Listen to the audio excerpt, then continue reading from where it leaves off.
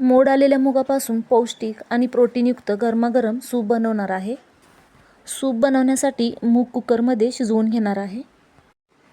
Soup बनवण्यासाठी 1 वाटी मोड आलेले मूग घेतलेले आहेत.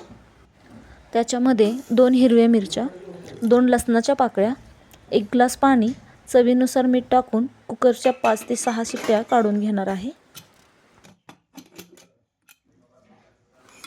कुकर थंड झाल्यानंतर स्मॅशरने स्मॅश करून घेऊया. एका भांड्यामध्ये 1 चमचा तूप, ठेचून घेतलेला लसूण, हिरवी मिरची आणि कढीपत्त्याची पाने कट करून भाजून घेऊया. हे भाजल्यानंतर अर्धा चमचा जिरेपूड, अर्धा चमचा मिरेपूड, बारीक चिरलेली कोथिंबीर, थोडीशी हळद टाकून स्मॅश केलेले मूग याच्यामध्ये टाकून 1 उकळी काढून घेऊया. 1 ग्लास पाणी टाकून थोडंसं शिजवून घेऊया. हे सूप तयार झालेलं आहे. तयार झालेलं सूप एका वाटीमध्ये काढून